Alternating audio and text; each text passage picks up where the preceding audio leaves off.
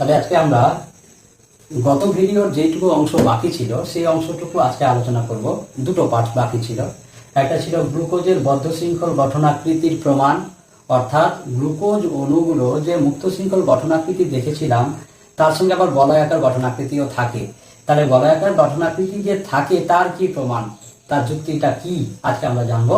আর দুই, আমরা জানবো কিছু গুরুত্বপূর্ণ কার্বোহাইড্রেট সমূহ যেগুলো তোদের বইয়ে আছে, সেইটুকু আমরা একটু করে আলোচনা করবো, যেগুলো বিশেষ করে পরীক্ষায় আসে সেইগুলো।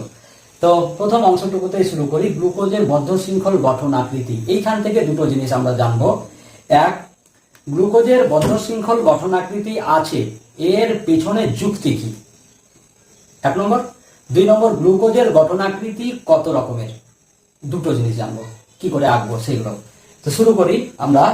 এবং এই গঠন আকৃতি দু রকমের মধ্যে একটু বলে নিই, দু রকমের মধ্যে কোন গঠন আকৃতিটা বেশি স্টেবল, কোনটা কম স্টেবল, বাস এগোই।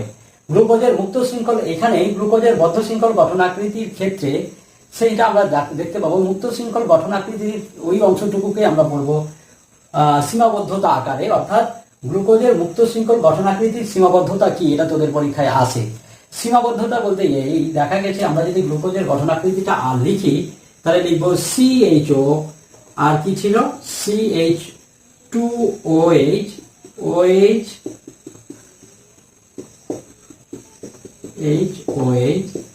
OH, তাই না? এখানে আছে কার্যকরী গ্রুপ হিসাবে একটা CHO গ্রুপ আর OH গ্রুপ, পাঁচটা ছিল, এটা আমরা আগের ভিডিওটিতে পড়েছি। তাহলে এই জায়গাটাতে মেনলি দেখছি যদি CHO গ্রুপ থাকে তাহলে CHO গ্রুপের সাপেক্ষে যে পরীক্ষাগুলো দেওয়ার কথা সেই পরীক্ষাগুলো সে অ্যালডিহাইড বা গ্লুকোজ অণু দেবে। কিন্তু দেখা গেছে এক নম্বর পয়েন্ট সীমাবদ্ধতা বা বদ্ধ শৃঙ্খল গঠনাকৃতির পেছনের যুক্তি হিসাবে বলছি, দেখা গেছে গ্লুকোজের অ্যালডিহাইড গ্রুপটা দুর্বল বিজারক পদার্থ, যেমন অ্যামোনিয়া কিংবা NaHSO3, এই মলিকুলগুলোর সঙ্গে যেখানেই অ্যালডিহাইড গ্রুপ থাকে সেখানে এরা যুত যৌগ দেয়। কিন্তু এই মলিকুলগুলো গ্লুকোজ অণুর অ্যালডিহাইড গ্রুপের সঙ্গে কোনো বিক্রিয়া করে না, এরা কোনো বিক্রিয়া দেখায় না। কিন্তু স্ট্রং রিয়েজেন্ট যেমন HCN, NH2OH, ফিনাইল, হাইড্রোজেন, গত ভিডিওটিতে আমরা আলোচনা করেছি এদের, তো ওইগুলোর সঙ্গে রিয়াকশন করে, দ্রুত বিক্রিয়া দেখায়, এদের সঙ্গে দ্রুত বিক্রিয়া করে না। দুই নম্বর পয়েন্ট সব থেকে ইম্পর্টেন্ট, খুবই গুরুত্বপূর্ণ, এটা একটা ইম্পর্টেন্ট রিয়াকশন বলছি। কি বলছে, গ্লুকোজ অণু যার সংকেত আমি লিখলাম C6H12O6 কি করে, মিথানলকে, গ্লুকোজ অণুকে মিথানলের সঙ্গে আম্লিক মিডিয়াম হতে পারে, আমরা HCl দিই অথবা H2SO4 দিই, যাই দিই না কেন, এক মলিকুল গ্লুকোজ অণু, এক অণু বা এক মোল যদি আমরা এই মিথানল নিই বা এক অণু নিয়ে আমরা যদি আলোচনা করি, তাহলে দেখা গেছে গ্লুকোজ অণু এক মোল মিথানলের সঙ্গে বিক্রিয়ায় দু রকমের প্রোডাক্ট দেয়। একটাকে বলছে আলফা ডি গ্লুকোসাইড আর একটা বলছে বিটা ডি গ্লুকোসাইড। কি বললাম, আলফা ডি গ্লুকোসাইড এবং বিটা ডি গ্লুকোসাইড।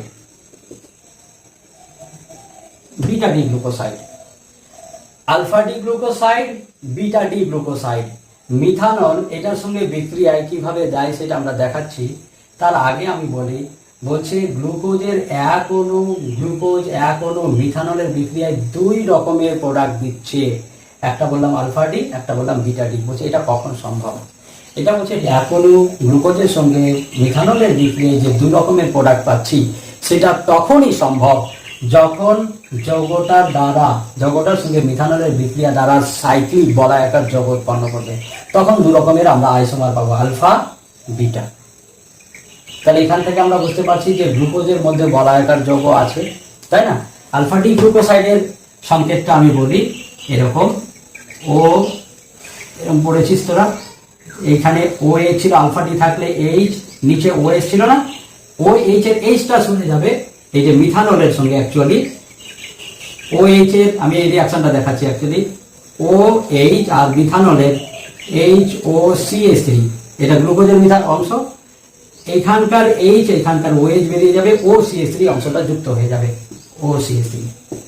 বাকিগুলো গ্লুকোজের যা ছিল যেরকম ছিল তাই ঠিক তাই থাকবে। যখন এই আলফা কার্বন অ্যানোমেরিকের ক্ষেত্রে আমরা বলেছিলাম এই কার্বনের ও এর সঙ্গে এইচ কে প্রতিস্থাপিত করে সিএস3 লাগবে, তখন সেটাকে আমরা বলবো আলফা ডি গ্লুকোসাইড। আর ঠিক এই যৌগটাই এখানে বিটা ডি গ্লুকোসাইড আকারে লিখব যখন ও এইচ এর জায়গায় ও সিএস3 লিখবো উপরের অংশটা। ঠিক বাকিগুলো অ্যাজ ইউজুয়াল গ্লুকোজের মতো যেরকম ছিল ঠিক তাই থাকবে। এটাকে আমরা বলছিলাম বিটা ডি গ্লুকোজ। ক্লিয়ার? তো বলছে এই যৌগটা গ্লুকোজের ক্ষেত্রে এই দুরকম স্ট্রাকচার, দুরকম কম্পাউন্ড তখনই পাবো একই মলিকুলের সঙ্গে যদি যৌগটা কি হয় বলায়কার যৌগ দেয়, তখন অ্যারোমেটিক প্রপার্টিটা পাবো দু রকমের প্রোডাক্ট আলফা এবং বিটা ডি। এটা একটা বদ্ধ শৃঙ্খল গঠন আকৃতির পক্ষে যথেষ্ট গুরুত্বপূর্ণ। 3 নম্বর পয়েন্ট, গ্লুকোজ দেখায় কিনা। কিন্তু মিথানলের সাপেক্ষে ধরে নিলাম মিথানলের সঙ্গে বিক্রিয়া করে হয়তো বলায়কার যৌগ দিল, গ্লুকোজ দেখায় কিনা। হ্যাঁ, গ্লুকোজ দেখায়। এইটা আমরা সব থেকে বড় প্রমাণ হিসাবে রাখবো, যেটা মিউটো রোটেশন অংশের দ্বারাই প্রমাণ করতে পারি। তোদের যদি কোশ্চেন আসে যে গ্লুকোজের বদ্ধ শৃঙ্খল গঠন আকৃতি আছে তার প্রমাণ দাও, তাহলে মিউটো রোটেশনের অংশটুকু কেউ যদি বলে দিস তাহলে মূল নিউক্লিয়াসটুকু তোদের বলা হয়ে যাচ্ছে, মেন কথাটা বলা হয়ে যাচ্ছে। এখন বলি মিউটো রোটেশন কি। মিউটো রোটেশন হলো এই যে যদি একটা আলোক সক্রিয় যৌগকে একটা নির্দিষ্ট দ্রাবকে রাখা হয়, দ্রবীভূত করা হয়, তাহলে দেখা গেছে আলোক সক্রিয় যৌগটা তার মানে রোটেশনের মান, আপেক্ষিক আবর্তনের মানটা পরিবর্তিত হয়ে একটা নির্দিষ্ট মানে পৌঁছে যায়। একটা আলোক সক্রিয় যৌগের আবর্তনের মান একটা পরিবর্তিত হয়ে নির্দিষ্ট মানে পৌঁছে যাওয়ার যে ঘটনা, সেইটাকে আমরা বলি মিউটো রোটেশন। ব্যাপারটা মুখে বললে একটু অস্পষ্ট মনে হচ্ছে, একটু এক্সাম্পল নিই তাহলে বোঝা যাবে। যেমন গ্লুকোজের ক্ষেত্রে আমরা দুটো স্ট্রাকচার পাই, একটা হচ্ছে আলফা ডি গ্লুকোজ এবং একটা বলছি আমরা বিটা ডি গ্লুকোজ। কি কি বললাম? একটা বললাম আলফা ডি গ্লুকোজ, একটা বললাম বিটা ডি গ্লুকোজ। তাহলে লিখে আলফা ডি গ্লুকোজ এবং বিটা ডি গ্লুকোজ কোনটা? ও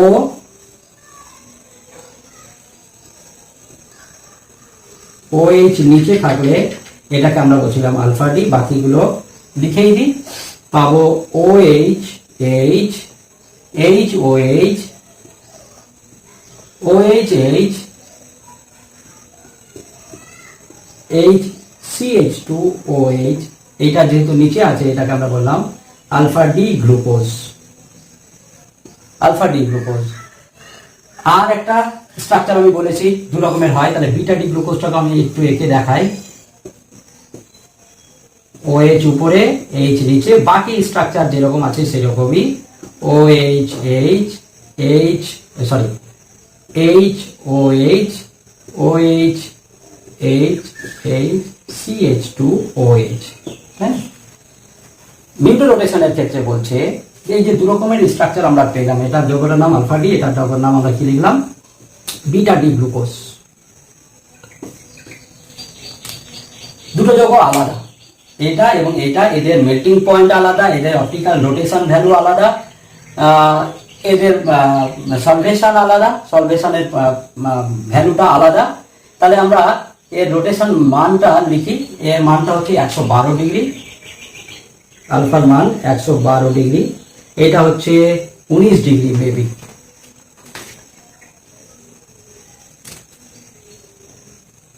উনিশ ডিগ্রি আলফার মান।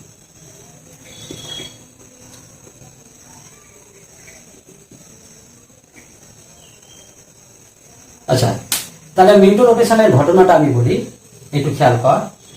এটা একটা যৌগ গ্লুকোজের মুক্ত শৃঙ্খল যৌগ, এটাও গ্লুকোজের মুক্ত বদ্ধ শৃঙ্খল যৌগ দুটোই। এটা আলফা ডি গ্লুকোজ, এটা হচ্ছে বিটা ডি গ্লুকোজ। তোদের বললাম আলফা ডি গ্লুকোজ এবং বিটা ডি গ্লুকোজ দুটো পুরোপুরি আলাদা যৌগ, কারণ হচ্ছে এর মেল্টিং পয়েন্ট, বয়লিং পয়েন্ট, এর মেল্টিং পয়েন্ট, বয়লিং পয়েন্ট পুরোপুরি আলাদা। এর বয়লিং পয়েন্ট 423 কে, এইটা প্রায় ওর থেকে কম আছে মেল্টিং পয়েন্ট, বয়লিং পয়েন্ট। এটা বেশি স্টেবল, এটা কম স্টেবল। তো যাই হোক না কেন, এইখানে বলছে দু রকম যৌগের মধ্যে যে কোনো একটা যৌগ আমরা যদি আলফা ডি গ্লুকোজটাকে নিই, তাহলে আলফা ডি গ্লুকোজটাকে জলীয় দ্রবণে যদি দ্রবীভূত করে দিই, জলীয় দ্রবণে, তাহলে দেখা যাচ্ছে এর অপটিক্যাল রোটেশন ভ্যালু 112 ডিগ্রি থেকে কমে আস্তে আস্তে আস্তে আস্তে 52.7 ডিগ্রিতে থেমে যায়। আবার যদি আমরা অন্য একটা পাত্রে বিটা ডি গ্লুকোজকে নিই, অন্য একটা জলীয় দ্রবণে, তাহলে বিটা ডি গ্লুকোজের মান কত আছে? 19 ডিগ্রি। দেখা গেছে এর অপটিক্যাল রোটেশন ভ্যালুটা বাড়তে বাড়তে একটা সময় 52.7 ডিগ্রিতে গিয়ে আটকে যায়। এর মান, রোটেশন মানটা চেঞ্জ হয়ে যাওয়ার যে ঘটনা, সেইটাকে আমরা বলছি মিউটো রোটেশন। তো আলফা ডি বা গ্লুকোজ এই মিউটো রোটেশন ধর্মটা দেখায়। মিউটো রোটেশন ধর্ম দেখায়, এটার উপর ভিত্তি করে আমরা বলতে পারি গ্লুকোজের বদ্ধ শৃঙ্খল গঠন আকৃতি আছে। মাথায় ঢুকলো না যে কি এমন এর সঙ্গে রিলেটেড যে বদ্ধ শৃঙ্খল গঠন আকৃতি আছে, একটু ভেঙে বলি। অ্যাকচুয়ালি 112 ডিগ্রি থেকে 52.7 ডিগ্রিতে যাওয়া মানে কি, কেন যাচ্ছে, এর ঘটনাটা কি ঘটছে? বা 19 ডিগ্রি থেকে বিটা ডি গ্লুকোজের মান বাড়তে বাড়তে 52.7 ডিগ্রিতে আসছে, তাহলে এখানে বাড়ছে, তাহলে এর অন্তর্নিহিত ঘটনা কি ঘটছে? ঘটনাটা এই যে আমরা বদ্ধ শৃঙ্খল গঠন আকৃতি দুটো দেখিয়েছি, আর গত ভিডিওতে আমরা বলেছিলাম গ্লুকোজের মুক্ত শৃঙ্খল গঠন আকৃতি আছে। কি হয়, প্রকৃতিতে যখনই আমরা আলফা ডি গ্লুকোজ কিংবা বিটা ডি গ্লুকোজ নেব, জলীয় দ্রবণে এরা কিন্তু দুটো আলফা ডি, বিটা ডি এবং মুক্ত শৃঙ্খল গঠন আকৃতি, এই তিনটার মধ্যে একটা সাম্য অবস্থা বিরাজ করে। সাম্য অবস্থা, আমি আগে গ্লুকোজ করি, মুক্ত শৃঙ্খল গঠন আকৃতিটা লিখি, CHO, CH2OH, OH, OH, H, OH, OH. যখনই আমরা এই দু রকমের যৌগের যে কোনো একটাকে নিব, এরা তখন ভেঙে গিয়ে তিনটে যৌগতেই স্থায়িত্ব পাবে, তিনটা যৌগের আকারেই থাকে জলীয় দ্রবণে। আলফা ডি গ্লুকোজ আমি নিলাম, তাহলে এইটা জলে ভেঙে গিয়ে জলে দ্রবীভূত হয়ে এইটা কিন্তু আলফা ডি আকারে সম্পূর্ণ থাকছে না 100%। তার মধ্যে কিছু অংশ এই যে মুক্ত শৃঙ্খল, কিছু অংশ বিটা ডি গ্লুকোজ, এরপরে তখন কমে যাচ্ছে। এখন মোল রোটেশন ভ্যালু 52.7 এই জন্যই হয়, এই যে জলীয় দ্রবণে যখন নেব তখন দেখা গেছে চাই এটা নেই চাই এটা নেই, দুটোর মধ্যে ওই যে অনুপাতের কথা বললাম, একটা নির্দিষ্ট অনুপাতে থেকে সাম্যাবস্থায় বিরাজ করছে। ক্লাস 11-এ সাম্যাবস্থার ব্যাপার জানা আছে। এখানে দেখা গেছে আমি 100% নিলেও এইটার বিয়োজিত হয়ে বা ট্রান্সফার হয়ে অনলি 63.8%, কত বললাম, 63.8% জলীয় দ্রবণে আলফা ডি ফর্মে এক্সিস্ট করে, অনলি 0.02% মুক্ত শৃঙ্খল আকারে এক্সিস্ট করে, এবং তাহলে 64 চলে গেলে থাকলো 36% বিটা ডি গ্লুকোজ আকারে থাকছে। এখন দেখা গেল 100% যখন নিয়েছিলাম তার মান ছিল 112। এখন এইটার যদি রূপান্তরিত হয় এইখানে, তাহলে ওর মান কত আছে? 19। তাহলে 19 ডিগ্রি যখনই এইখান থেকে এখানে যাবে, তাহলে গড় মানটা আমরা কি পাবো? আস্তে আস্তে কমছে। মানে 112 পুরোপুরি যখন 100% ছিল 112ই ছিল, 112-এর মধ্যে যখন এদিকে যাচ্ছি তখন ওর পার্সেন্টেজটা যত বাড়ছে প্রোডাক্টটা, তত এর শতকরা পরিমাণটা কম হচ্ছে, এবং যার জন্য ওভারঅল রোটেশন ভ্যালুটাও কম হচ্ছে 52.7। মনে থাকবে? ঠিক একই রকম ভাবে যখন আমরা এইখান থেকে বিটা ডি গ্লুকোজকে দিচ্ছি, তখন এই কিন্তু পিওর 100% এই ফর্মে থাকবে না। যখনই জলীয় দ্রবণে নেব তখন এইটা কিন্তু এই দুটো ফর্মে রূপান্তরিত হয়ে চলে আসবে। কতটা? 100% নিলেও তার মধ্যে জলীয় দ্রবণে থাকবে 36% আকারে, বাকিটা 63.8% থাকবে আলফা ডি গ্লুকোজ, অনলি 0.02% থাকবে মুক্ত শৃঙ্খল গঠন আকৃতি। এবার আশা করি ক্লিয়ার হয়ে যাবে যে তাহলে মুক্ত শৃঙ্খল গঠন আকৃতি যদি না থাকে তাহলে মুক্ত শৃঙ্খলের বিক্রিয়াগুলো দিচ্ছিল কেন, তাই না? এখানে মুক্ত শৃঙ্খল গঠন আকৃতিতেও গ্লুকোজ থাকছে, বদ্ধ শৃঙ্খল গঠন আকৃতিতেও গ্লুকোজ থাকছে। মুক্ত শৃঙ্খল গঠন আকৃতি থাকছে 0.02%, বাকিগুলোতে একটা নির্দিষ্ট অনুপাতে থাকছে। এই হচ্ছে গ্লুকোজের বদ্ধ শৃঙ্খল গঠন আকৃতির প্রমাণ, যেটা আমরা মিউটো রোটেশনের মাধ্যমে ব্যাখ্যা করতে পারি। এইবার আমরা এই যে আলফা ডি গ্লুকোজ বা বিটা ডি গ্লুকোজ আমি লিখলাম, কেমন করে লিখে মনে রাখবো কি করে? আমাকে হয় এই ছবিটা দেখে মনে রাখতে হবে, না হয় একটু টাইম অপচয় করে শিখতে হবে। চলো আমরা দেখবো গ্লুকোজের বদ্ধ শৃঙ্খল গঠন আকৃতি যে আছে সেটা কত রকমের আছে। এখানে আমি লিখে রেখেছি গ্লুকোজের বদ্ধ শৃঙ্খল গঠন আকৃতি মেনলি দু রকমের পাই। একটা হচ্ছে পাইরানোজ স্ট্রাকচার, এটা অ্যাকচুয়ালি এই যে গঠন আকৃতিটা দেখাচ্ছি এটা পাইরেনের মতো, আর এটাকে বলা হয় ফিউরান। ফিউরানে ডাবল বন্ড থাকে, এখানেও ডাবল বন্ড অল্টারনেটিভলি থাকে। আমি এখানে দেখাইনি, জাস্ট গ্লুকোজ যেভাবে থাকে সেটা দেখিয়েছি। তো এই পঞ্চভুজ, অক্সিজেনের সঙ্গে পঞ্চভুজে থাকা যে স্ট্রাকচার সেটাকে ফিউরানোজ, ফিউরেনের মতো স্ট্রাকচার বলা হয়। ফিউরান একরকম যৌগ, তো ফিউরেনের মতো থাকে গ্লুকোজের যে স্ট্রাকচার পঞ্চভুজের, সেটাকে আমরা বলবো ফিউরানোজ টাইপ স্ট্রাকচার। আর যখন ষড়ভুজাকার অক্সিজেনের সঙ্গে লিঙ্কেড থাকবে তখন সেটাকে আমরা বলবো পাইরানোজ স্ট্রাকচার।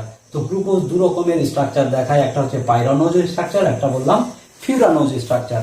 গ্লুকোজ বল, ফ্রুক্টোজ বল, ম্যানোজ বল, এই যে যৌগগুলো সব দু রকমের পাবো, পাইরানোজ আর ফিউরানোজ। ঠিক আছে, তাহলে আমরা একটা আঁকতে শিখাই তোদের, কি করে পাইরানোজ বা ফিউরানোজ স্ট্রাকচারটা আঁকবো। শুরু করি। যেমন গ্লুকোজের সংকেত আমরা জানি CHO মুক্ত শৃঙ্খল, CH2OH, OHH, OHH, HOH। এইটাকে আমি এরকম করে শুয়ে দিচ্ছি, ঘুরিয়ে দিচ্ছি, তাহলে কি হয়ে যাবে? এইটাকে আমি এরকম লিখতে পারি কি, দেখ CHO,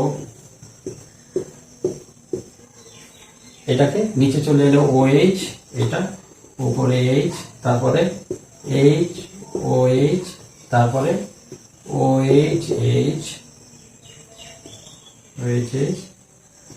OHH, CH2OH।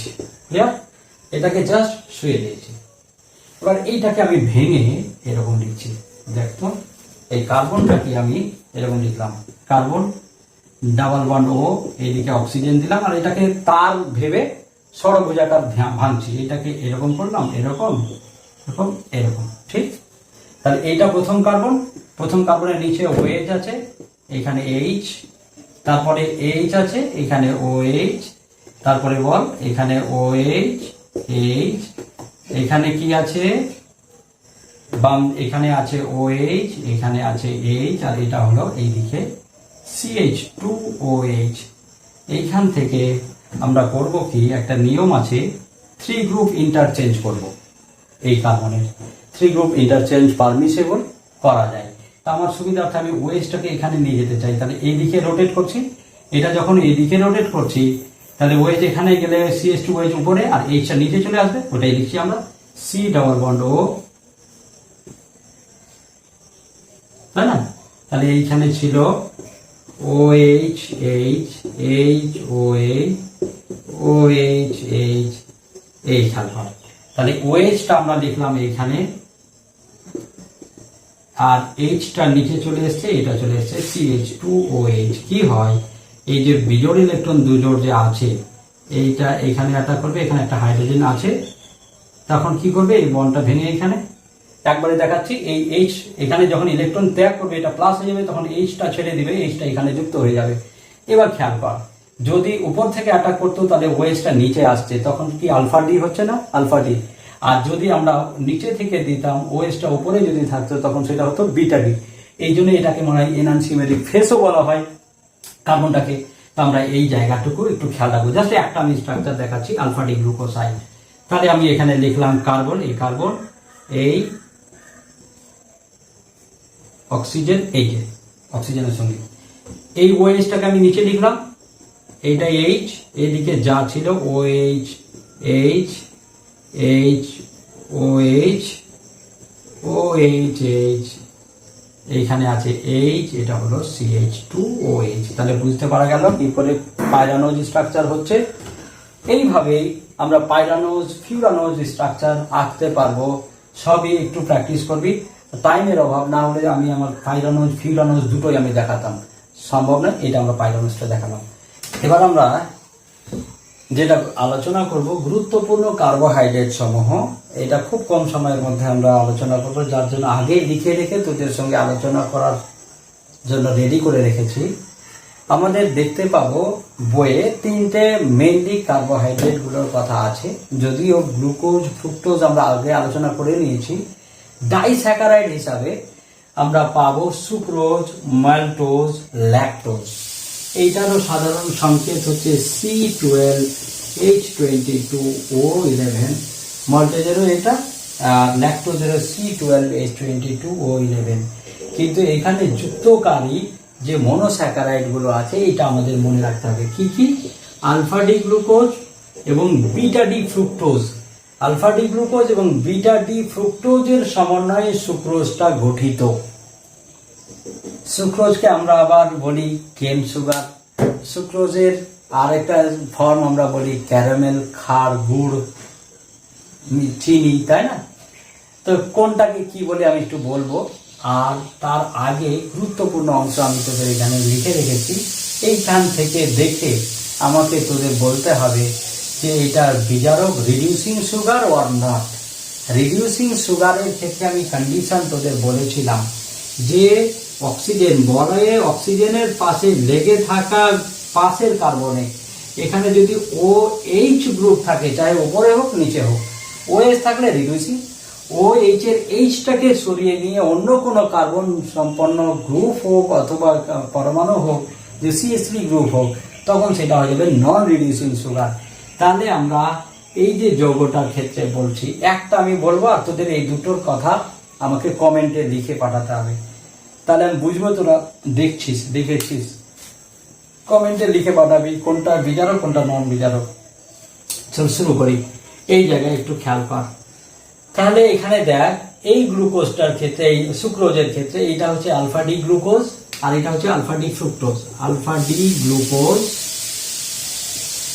আর এটা হচ্ছে আলফা ডি ফ্রুক্টোজ।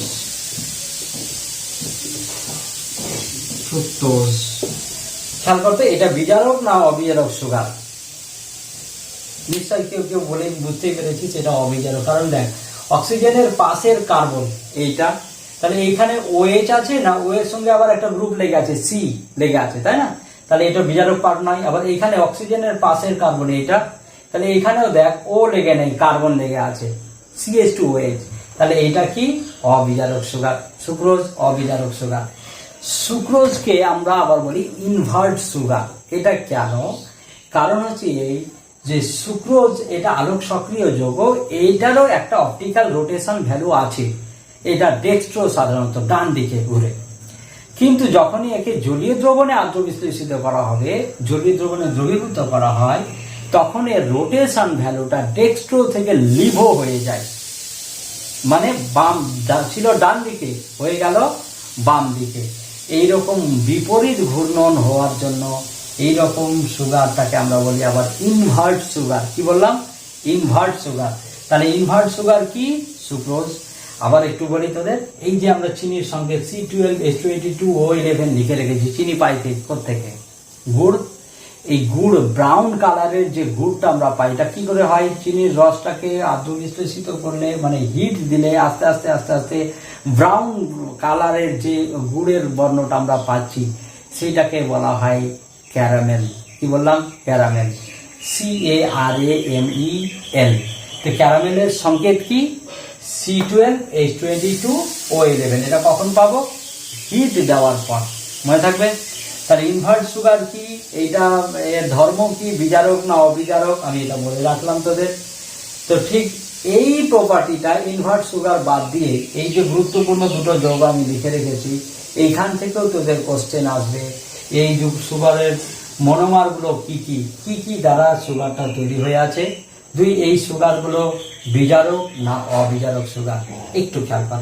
ডাই, এখানে মল্টোজ যেটা লিখে রেখেছি, মল্টোজটা 2 অণু আলফা ডি গ্লুকোজের সমন্বয়ে গঠিত। এটাও alpha D glucose, dimer of alpha D glucose. তার মানে এটাও আলফা ডি গ্লুকোজ, এটাও হচ্ছে আলফা ডি গ্লুকোজ। ক্লিয়ার? এই যে আলফা নিচের দিকে লেগে আছে, আলফা আলফা ডি গ্লুকোজ। এইবার তোদের কমেন্টে আমাকে লিখে পাঠাবি এই সুগারটা বিজারক না অবিজারক। ভালো করে দেখবি, এই কার্বন এই কার্বন, এই দু কার্বনের দিকে দেখে কমেন্ট করবি। ল্যাকটোজের ডাইমার গুলো কি কি? এখানে দু রকমের মনোমার থাকে, alpha D glucose, beta D glucose, সোজা কথা ডি গ্লুকোজ এবং ডি গ্যালাক্টোজ। এটা হচ্ছে গ্লুকোজের ফর্ম, এটা হচ্ছে গ্যালাক্টোজের ফর্ম। তো এইভাবে আমরা স্ট্রাকচার গুলো আঁকবো। এখানে একটু গন্ডগোল হয়েছে না, ঠিক আছে। এটা গ্যালাক্টোজের, এটা ডি গ্যালাক্টোজ, আর এটা হচ্ছে ডি গ্লুকোজ। ঠিক, এই হচ্ছে আজকের আমাদের পড়া। এটা কমপ্লিট করে আমরা প্রোটিনে যাব, অ্যামাইনো অ্যাসিড। তো ঠিক আছে।